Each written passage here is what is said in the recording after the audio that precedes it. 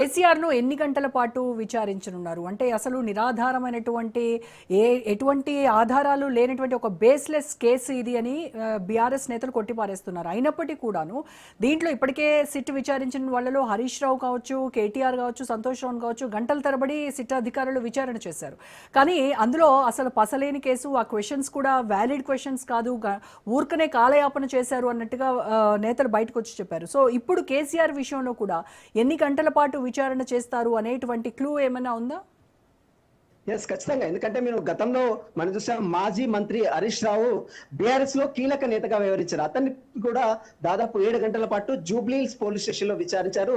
హరీష్ రావు బయటకు వచ్చిన తర్వాత మీడియాతో మాట్లాడు, ఒక ప్రశ్న అడుగుతున్నారు, మళ్ళీ బయటకు వెళ్తున్నారు, మళ్ళీ వస్తున్నారు, మళ్ళీ అడుగుతున్నారు. ఇదంతా కూడా పైనుంచి ఆపరేటింగ్ చేస్తున్నారు. ఇదంతా కూడా వారు పైన ఎవరైతే అధికారులు ముఖ్యమంత్రి చెప్తున్నారా లేదా మంత్రులు చెప్తున్నారా లేదా డీజీపీ చెప్తున్నారా అనేది స్పష్టత లేదనేది అటు హరీష్ రావు వచ్చిన తర్వాత మాట్లాడిన పరిస్థితి. ఆ తర్వాత మళ్ళీ కేటీఆర్ కూడా అదే తరహాలో అడిగారు. వాళ్ళనే రివర్స్ కౌంటర్ అటాక్ చేశారని కూడా గతంలో కేటీఆర్ కూడా మాట్లాడారు. ఎక్కడ కూడా కేసుకు సంబంధించిన సరైనటువంటి ఎవిడెన్స్ లేకుండా, సరైనటువంటి ఇన్వెస్టిగేషన్ చేయకుండా కేవలం రాజకీయ కక్ష సాధింపు చర్యలో భాగంగానే నైనికోల్ టెండర్ల విషయాలకు సంబంధించిన విషయాల అవకతవకలు బయటపెట్టినందుకు, మరోవైపు ప్రభుత్వము ఇచ్చినటువంటి 6 గ్యారంటీల అమలుకు సంబంధించిన విషయాలు కావచ్చు, మరోవైపు ఇటీవల కాలంలో ప్రభుత్వ తీరుపై అనేక రకాలుగా ప్రశ్నించినందుకు ఈ రకంగా వేధింపులు గురి చేస్తుంది అనేది గతంలో హరీష్ రావు మాట్లాడారు, కేటీఆర్ మాట్లాడారు. తర్వాత బీఆర్ఎస్ నేతలు కూడా అదే ఆరోపణలు చేశారు. ఆ తర్వాత మళ్ళీ ఈ రోజు మీరన్నట్టు కేసీఆర్ సైతం బీఆర్ఎస్ అధినేతగా ఉన్నారు. అతను మాజీ ముఖ్యమంత్రి, దాదాపు 10 సంవత్సరాల పాటు పనిచేశారు. వీరితో అతను అధికారులు ఏ రిపోర్ట్ ఇచ్చారు, ఏ రకంగా సంతకాలు చేశారు, ఏ రకంగా ఇన్వెస్టిగేషన్ చేశారు, ఏ రకంగా ఫోన్ ట్యాపింగ్ చేయమని మీరేమైనా ఆదేశాలు ఇచ్చారా? వీటికి సంబంధించినటువంటి ఎస్ఐబి చీఫ్ గా ఉన్నటువంటి ప్రభాకర్, గతంలో ఎస్ఐబి చీఫ్ గా పనిచేసినటువంటి ప్రభాకర్ రావుకి ఏమైనా ఆదేశాలు ఇచ్చారా? ఇస్తే ఎలాంటి ఆదేశాలు ఇచ్చారు? ఓన్లీ కేవలం మావోయిస్టులకు సంబంధించినటువంటి ఫోన్లు ట్యాప్ చేయమని మీకేమైనా ప్రభాకర్ రావు చెప్పారా? లేదా రాజకీయ నేతలు, అప్పట్లో ప్రతిపక్ష నేతలుగా ఉన్నటువంటి రేవంత్ రెడ్డి ఫోన్ కావచ్చు, మరోవైపు మహేష్ కుమార్ కూడా కావచ్చు, అప్పట్లో బండి సంజయ్ కావచ్చు, చాలా మంది ఫోన్లు ట్యాప్ అయ్యాయని చెప్తున్నారు. ఆ ఫోన్లు ట్యాప్ చేయాలని మీరేమైనా చెప్పారా? ఇలాంటి అన్ని ప్రశ్నలపై కూడా కేసీఆర్ ని సిట్ అధికారులు సందిగ్ధ అవసరం అయితే ఖచ్చితంగా కనబడుతుందని చెప్పవచ్చు. సుదీర్ఘంగా గతంలో 7 గంటల పాటు 7:30 గంటలు 8 గంటలు విచారించిన నేపథ్యంలో ఈ రోజు కేసీఆర్ ని కూడా అదే తరహాలో విచారిస్తారని కొంత బయట ప్రచారం అయితే కొనసాగుతుంది. దాదాపు సాయంత్రం వరకు 3 నుంచి స్టార్ట్ అయినటువంటి విచారణ సాయంత్రం 7 గంటల వరకు కొనసాగే అవకాశం ఉన్నట్లు కూడా తెలుస్తుంది. మరి ఈ రోజు విచారణ కంప్లీట్ అయిన తర్వాత మరి కేసీఆర్ మరి మీడియాతో మాట్లాడతారు. ఎందుకంటే యావత్ తెలంగాణ రాష్ట్రమే కాదు, దేశం మొత్తం కూడా ఇప్పుడు చూస్తుంది. ఎందుకంటే ఒక ముఖ్యమంత్రిగా బాధ్యతాయుతంగా 10 సంవత్సరాల పాటు ఒక ముఖ్యమంత్రిగా పనిచేసిన వ్యక్తికి పోలీసులు ఈ రకంగా నోటీసులు ఇచ్చి విచారించడం, ఇదంతా కూడా రాజకీయ కక్ష సాధింప, నిజమైన ఎవిడెన్స్ ఏమైనా ఉందా అన్న దాని తరహాలో ప్రస్తుతం అయితే దేశవ్యాప్తంగా ఒక చర్చ మాత్రం కొనసాగుతుంది. కానీ ఈ కేసులో రాజకీయ నాయకుల ప్రమేయం ఎంతసేపు మనం చెప్పినట్లు ఈ అంతా కూడా ఫోన్ ట్యాపింగ్ వ్యవహారం అనేది అదంతా కూడా competitive authority, review committee, integrate authority వాళ్ళు చూసుకుంటారు. కానీ రాజకీయ నాయకుల ప్రమేయం ఉంటుందా, అసలు ఉండదా? ఒకవేళ ఉంటే ఎంతవరకు ఉంటే ఒకవేళ దానికి సంబంధించినటువంటి ఆధారాలు ఏమైనా ఉన్నాయా? ముఖ్యమంత్రి ఫోన్ ట్యాపింగ్ చేయమని ఏమైనా చెప్పినట్టు వారి దగ్గర రిపోర్ట్ ఏమైనా ఉందా? వారు గతంలో అరెస్ట్ అయినటువంటి ఎస్ఐబి చీఫ్ గా పనిచేసినటువంటి ప్రభాకర్ రావు సుప్రీంకోర్టు ఆదేశాల మేరకు హైదరాబాద్ తీసుకొచ్చి 14 రోజుల పాటు జ్యుడిషియల్ పోలీస్ రిమాండ్ తీసుకొని మరీ విచారించారు. మరి అతనేమైనా స్టేట్మెంట్ లో చెప్పాడా? ఇటీవల అరెస్ట్ అయినటువంటి ప్రణీత్ రావు కావచ్చు, భుజంగరావు కావచ్చు, తిరుపతి కావచ్చు, రాధాకిషన్ రావు కావచ్చు, వీరేమైనా స్టేట్మెంట్ ఇచ్చారా? ముఖ్యమంత్రి చేయమని చెప్పారా? ఈ అన్ని అంశాలపై కూడా సిట్ అధికారులు ఈ రోజు సుదీర్ఘంగా కేసీఆర్ దగ్గర నుంచి స్టేట్మెంట్ తీసుకునే అవకాశం ఉంది. స్టేట్మెంట్ మొత్తం కూడా పోలీసులు వీడియోగ్రఫీ చేస్తారు, రికార్డ్ చేస్తారు. రేపు కోర్టులో ప్రొడ్యూస్ చేయాల్సిన అవసరం ఉంటుంది కాబట్టి, ఎందుకంటే ఇప్పటికే చార్జ్ షీట్ దాఖలు చేశారు కాబట్టి సప్లిమెంటరీ చార్జ్ షీట్ లో కేసీఆర్ స్టేట్మెంట్ కూడా పోలీసులు దాంట్లో మెన్షన్ చేసే అవకాశం ఉంది. ఇప్పటికే హరీష్ రావు స్టేట్మెంట్ 7 గంటల పాటు విచారించారు. ఆ తర్వాత కేటీఆర్ 7:30 గంటల పాటు విచారించారు. సంతోష్ రావు 7 గంటల పాటు విచారించారు. ఇప్పుడు మనం చూస్తున్నటువంటి మాజీ ముఖ్యమంత్రి బీఆర్ఎస్ అధినేతగా ఉన్నటువంటి కేసీఆర్ ని సైతము సిట్ అధికారులు విచారించి ఆయన స్టేట్మెంట్ కూడా రేపు సప్లిమెంటరీ చార్జ్ షీట్ లో మెన్షన్ చేసే అవకాశం ఉంది. ఇందులో ప్రధానంగా ఆరోపణలు వినపడుతున్నటువంటి గతంలో ప్రతిపక్ష నేతలుగా ఉన్నటువంటి మాజీ, ఇప్పుడు ప్రస్తుత ముఖ్యమంత్రి, గతంలో ప్రతిపక్ష నేతగా ఉన్నాడు, అప్పట్లో కాంగ్రెస్ అధ్యక్షుడిగా కూడా పనిచేస్తున్నటువంటి రేవంత్ రెడ్డి స్టేట్మెంట్ అప్పుడు గతంలో ఫోన్ ట్యాప్ అయ్యాని ఏదైతే ఆరోపణలు ఇచ్చారో వాటికి సంబంధించినటువంటి విషయాలపై కూడా కేసీఆర్ దగ్గర నుంచి పోలీసులు స్టేట్మెంట్ కూడా తీసుకునే అవకాశం ఉంది. దీంతో పాటు చాలా మంది వ్యాపారవేత్తలు కావచ్చు, జర్నలిస్ట్ ఫోన్లు, మరోవైపు న్యాయమూర్తుల ఫోన్లు, ముఖ్యంగా న్యాయమూర్తుల ఫోన్లు కూడా ట్యాప్ చేశారు. ఫోన్ ట్యాపింగ్ మనం చూసి ఎమ్మెల్యేల కొనుగోలు కేసు సంబంధించిన విషయంలో కూడా ఫోన్ ట్యాప్ చేశారని కూడా పెద్ద ఎత్తున ఆరోపణలు నిలబడ్డాయి. కాబట్టి వాటికి సంబంధించిన విషయంలో మీరేమన్నా ఆర్డర్స్ ఇచ్చారా, ఆదేశాలు ఇచ్చారా పోలీస్ అధికారులకు కావచ్చు, అప్పట్లో ఉన్నటువంటి రివ్యూ కమిటీ కావచ్చు, కాంపిటెంట్ అథారిటీ కావచ్చు, డిస్క్రిమినేటెడ్ అథారిటీకి ఏమన్నా ఆదేశాలు ఇచ్చారా, డీజీపీకి ఏమైనా ఆదేశాలు ఇచ్చారా, ఎస్ఐబి చీఫ్ గా ప్రభాకర్ రావుకి ఏమైనా ఆదేశాలు ఇచ్చారా? వీటన్నిటికి ఇస్తే మరి దానికి సంబంధించిన ఎవిడెన్స్ ఎక్కడ ఉన్నాయి, ఏమని ఇచ్చారు, ఎవరి ఫోన్లు ట్యాప్ చేయాలని చెప్పారు, వీటన్నిటికి సంబంధించిన విషయాలపై పూర్తిగా ఈ రోజు కేసీఆర్ దగ్గర నుంచి స్టేట్మెంట్ కూడా పోలీస్ సిట్ అధికారులు తీసుకునే అవకాశం మరి కాసేపు మనం చూస్తున్నాం. సునీల్, అయితే ముందు నుంచి బీఆర్ఎస్ నేతలు ఏదైతే చెప్తున్నారో ఇవి కేవలం ఆరోపణలు అని చెప్తున్నారు. కానీ అటు కాంగ్రెస్ ప్రభుత్వం ఏం చెప్తోంది అంటే ఖచ్చితంగా ఆధారాలు ఉన్నాయి, దాని ప్రకారంగానే సిట్ అధికారులు విచారణ చేస్తున్నారు. ఇన్ కేసు బీఆర్ఎస్ నాయకులు తప్పు చేయకపోతే సిట్ అధికారులు నోటీసులు ఇచ్చిన వెంటనే ఎందుకు భయపడుతున్నారు, విచారణకు హాజరు కావడానికి టైం ఎందుకు అడుగుతున్నారు, దీన్ని నానా రాద్ధాంతం ఎందుకు చేస్తున్నారు అని ఇటు ప్రభుత్వం ప్రశ్నిస్తున్నటువంటి పరిస్థితి. ఎస్, ఖచ్చితంగా మీరు అన్నట్టు అటు కాంగ్రెస్ వాళ్ళు మాత్రము బీఆర్ఎస్ తీరుపై కొంత ఆగ్రహం వ్యక్తం చేస్తున్నారు, కొంత డిమాండ్ కూడా చేస్తున్నారు. ఎందుకు మీరు సిట్ అధికారుల నోటీసులకు ఎందుకు భయపడుతున్నారు, తప్పు చేయనప్పుడు ఎందుకు భయపడుతున్నారు అనేది కాంగ్రెస్ నేతలు చెప్తారు. కానీ ఇది ఒకవేళ సిట్ అధికారులు చేసేటువంటి ప్రాసెస్ అయితే అది లీగల్ గా జరగాల్సినటువంటి అవసరం ఉందనేది బీఆర్ఎస్ నేతలు. మీ దగ్గర అసలు ఏమైనటువంటి ఎవిడెన్స్ ఉన్నాయి, ఎందుకు మీరు ఈ రకంగా విచారణ పేరుతో వేధింపులకు గురి చేస్తున్నారు? ఒకవైపు మున్సిపల్ ఎన్నికలు సమర్పిస్తున్నాయి, ఇప్పటికే చాలా మున్సిపల్ కార్పొరేషన్ సంబంధించినటువంటి 116 మున్సిపల్ 7 కార్పొరేషన్లకు సంబంధించిన ఎన్నికల నామినేషన్ల ప్రక్రియ కంప్లీట్ కావడం జరిగింది. మరోవైపు తమ కార్యకర్తలను విధంగా చూసుకోవాల్సిన అవసరం ఉంది. కానీ విచారణ పేరుతో ఈ రకంగా నోటీసులు ఇచ్చి ఒకరి తర్వాత ఒకరికి, మొదటగా హరీష్ రావుకి ఇచ్చారు, ఆ తర్వాత కేటీఆర్ కి ఇచ్చారు, సంతోష్ రావుకి ఇచ్చారు, ఇప్పుడు మా అధినేత బీఆర్ఎస్ అధినేతగా ముఖ్యమంత్రిగా 10 సంవత్సరాలు పనిచేసినటువంటి కేసీఆర్ కు ఈ రకంగా నోటీసులు ఇచ్చి వేధింపులకు గురి చేస్తుంది రాష్ట్ర ప్రభుత్వం అనేది బీఆర్ఎస్ నేతలు చెప్తున్నట్టు ప్రధాన విషయం. ఈ నోటీసులు అనేది ఇవ్వాలి, చట్టం అంటే మాకు గౌరవం ఉంది కాబట్టి హరీష్ రావు విచారణకు వచ్చారు, కేటీఆర్ విచారణకు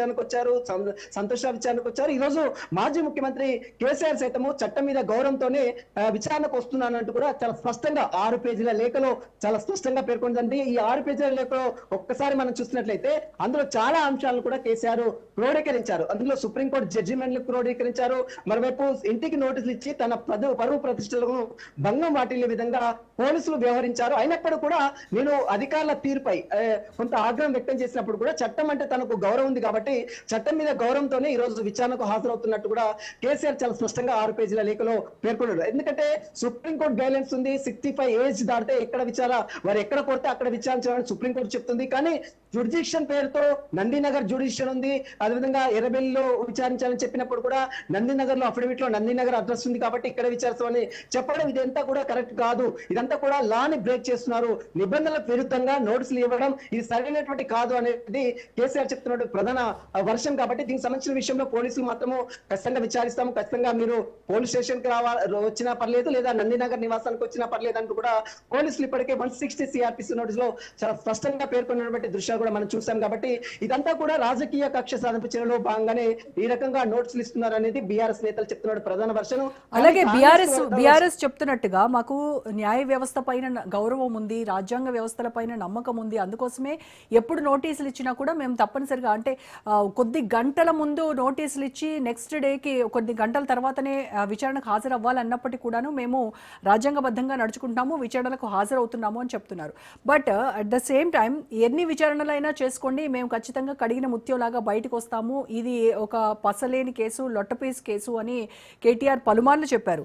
అయినప్పటికీ కూడాను కాంగ్రెస్ వాళ్ళు ఇది లొట్టపీసు కేసో లోపలేసే కేసో మొత్తం అంతా విచారణ అయిపోయిన తర్వాత ఖచ్చితంగా బయటపడుతుంది అని చెప్తున్నారు. కానీ బీఆర్ఎస్ వాళ్ళు కొండను దవ్వి ఎలకను కూడా పట్టలేకపోయారు. కాళేశ్వరం అలాగే అవినీతి మరకలు అంటించేటువంటి ప్రయత్నం చేశారు, ఈ కార్ రేసింగ్, తర్వాత ఇప్పుడు ఫోన్ ట్యాపింగ్, ఇవన్నీ కూడా మమ్మల్ని ప్రజల ముందు బ్లేమ్ చేసేటువంటిది. ఆ భాగంగానే ఈ రకంగా ముందుకెళ్తున్నారు తప్ప మేము చేసినటువంటి తప్పేం లేదు అని చెప్తున్నారు. అండ్ ప్రజాక్షేత్రంలోనే మేము కాంగ్రెస్ పార్టీని ఎండగడతాము, ఏదైతే 6 గ్యారంటీల హామీ సరిగ్గా అమలు చేయకపోవడం వల్ల ప్రజల తరపున ప్రతిపక్షం పోరాడుతున్నందువల్ల ప్రతిపక్షం గొంతు నొక్కేటువంటి క్రమంలోనే ఈ రకమైనటువంటి అక్రమ కేసులు, విచారణలు, వీటితో ప్రజల దృష్టిని మళ్లించేలాగా కాంగ్రెస్ ప్రభుత్వం ముందుకెళ్తోంది అనేది బీఆర్ఎస్ వాళ్ళు చెప్తున్నటువంటిది. ఖచ్చితంగా మొదటి నుంచి బీఆర్ఎస్ నేతలు ఒకటే చెప్తున్నారు, ప్రభుత్వ తీరును, ప్రభుత్వ చేస్తున్నటువంటి తప్పిదాలను, మరోవైపు ఇటీవల కాలంలో నైనికోల్ బొగ్గు టెండర్లకు సంబంధించినటువంటి వివాదాలకు సంబంధించిన విషయాలు కావచ్చు, ప్రతిసారి ఏదో ఒక డైవర్ట్ పాలిటిషన్ చేస్తుంది రాష్ట్ర ప్రభుత్వం. ఎందుకంటే మనం గతంలో చూసాం, కాళేశ్వరం విషయంలో పీసీ ఘోష్ కమిషన్ వేశారు, ఆ కేసు ఇప్పటి వరకు అయితే ఎటు తెలియలేదు. ఆ తర్వాత ఫార్ములా ఈ కార్యదర్శి ఇప్పటికి 3 సార్లు విచారించారు, కేటీఆర్ కు నోటీసులు ఇచ్చారు, ఆ కేసు మాత్రం ఇప్పటి వరకు ఏ విధంగా తెలియలేదు. ఆ తర్వాత గొర్రెల స్కామ్ కేసు అన్నారు, ఆ తర్వాత ఆ కేసు కూడా ఇప్పటి వరకు అధిగతి లేదు, ఆ కేసు కూడా ఎక్కడ వేసిన గొంగడ మీద అన్న చందంగా తయారైంది. ఆ తర్వాత మళ్ళీ ఇప్పుడు ఫోన్ ట్యాపింగ్ కేసు 2024 మార్చి 10వ తేదీన పంజాగుట్ట పోలీస్ స్టేషన్ లో నమోదైనటువంటి ఫోన్ ట్యాపింగ్ కేసు దాదాపు ఒక డైలీ సీరియల్ లాగా దాదాపు 2 సంవత్సరాలు పైబడుతున్నటువంటి ఈ నేపథ్యంలో ఇప్పటి వరకు కేసు విచారణ కొనసాగుతూనే ఉంది. ఇప్పటి వరకు ఎలాంటి చర్యలు తీసుకోలేదు. ఖచ్చితంగా చర్యలు తీసుకోవాలి, అసలు దోషులు ఎవరో బయట పెట్టాలి.